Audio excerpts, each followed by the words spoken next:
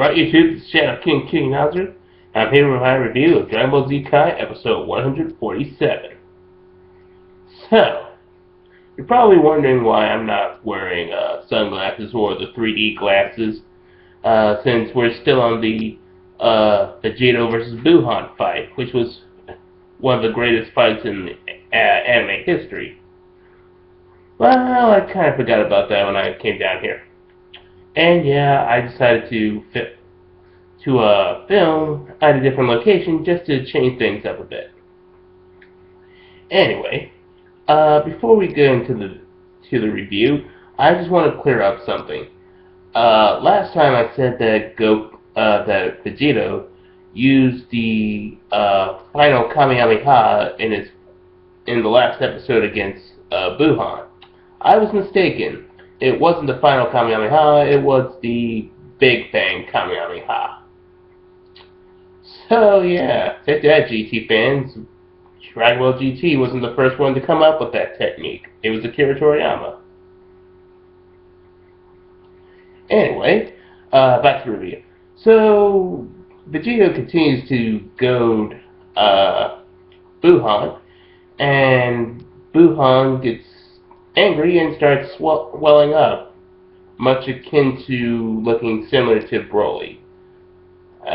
Crap, now I've inspired all the Broly fans to make fan arts of probably Majin Buu absorbing or fusing with Broly. But anyway, this is actually Buuhan using the Super Ghost Kamikaze attack. And he tries to use it on Vegito. But Vegito uses his split finger shot to take care of them and basically says that technique won't work on him because it's a technique made by a child. And Buuhan says that he kind of knew this wouldn't work, especially since he's not used to this kind of technique, but he's already found a way to try to work it in his favor. And he proceeds to create 10 more. And this time he has them do the Kamehameha, and Vegito has to run away, have to evade them, which they lead him into a crevice. And right when Vegito is about to escape, there's like 4 more who are about to do the Masenko. And he's caught between the crossfire between a bunch of Kamehamehas and a bunch of Masenkos. And Buuhan thinks that Vegito was caught in the explosion and died. But Vegito proves otherwise and blasts him in the head. And thus Buuhan realizes that Vegito used instant transmission to escape that.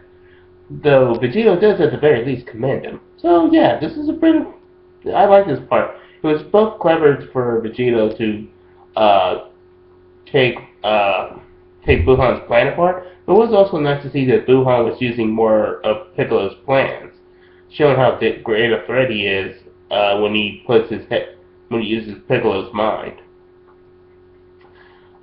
So Buuhan starts to get even angrier and tries to fight Vegito, but Vegito just keeps toying around with him and completely outclasses him. Then Buuhan tries to go Vegito by basically calling him a coward if he doesn't think he can take and think that he can't take him on. But so Vegeta indulges him, and then suddenly Buuhan uses the candy bean to turn him into, well, candy. And Buuhan says that he's going to now dissolve Vegito in his mouth and then chew him up. But that plan doesn't work out, as Vegito is still able to attack Buuhan. And despite his candy's shape and size, he's still just as powerful as ever, and proceeds to do so in making a complete fool out of Buuhan. And thus Buuhan, realizing that he's kind of put himself in a disadvantage, turns Vegito back to normal. And Buuhan keeps trying to strike him more and more, but Vegito keeps tearing him apart.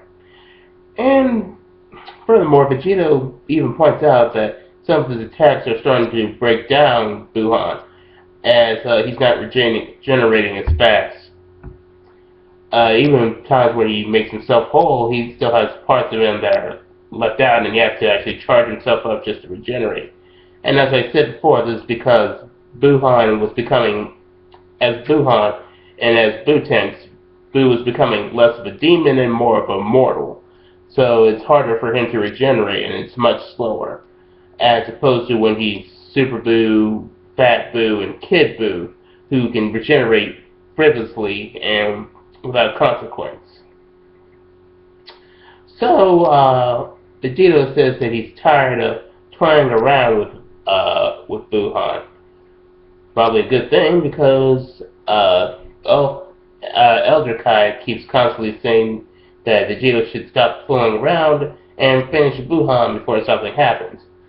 And Vegito says that he's going to count to 10 and then he'll completely obliterate Buuhan. And Buuhan says that he's completely upset that none of his attacks are working against him, and the best thing he could do is try to absorb Vegito, but he doesn't know how.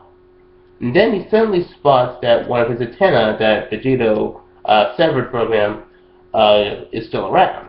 And thus he comes up with a plan to absorb Vegito. And while he finally accounts, he absorbs Vegito. But Vegito was planning this as he was sets up his barrier and gets inside Buuhan. And that's where the episode ends off. All in all, really great episode. It was a match. It was nice to see that Buuhan was using strategy to try to take care of Vegito, but it's ultimately pointless with Vegito's overwhelming power and battle experience from both Goku and Vegeta. So, yeah. And there were a nice bit of funny moments. Going from going from Vegeta's jokes to Vegito using his candy form to overpower Buuhan. And it was nice to see that Vegito wasn't just screwing around just because he was arrogant. He actually did have a plan. So yeah. And we also got a new ending credit with basically showing off the final episode where Goku's at the final World Martial Arts tournament of the Dragonball manga, and he's in his new clothes, which resemble a certain show that we won't talk about, and it flashes back to all the times Goku ever entered the World Martial Arts tournament and fought opponents from that Indian guy whose name escapes me, all the way to Piccolo. And we get a slight shot showing off Oob, though we don't get to see his face. So it's a nice bit, kind of like the Galaxy one, paying tribute to all of Goku's adventures. So yeah, this is a nice episode, and I'm really looking forward to the next 2 weeks. Because the next 2 weeks are going to bring my favorite version of my favorite villain, Kid Boo.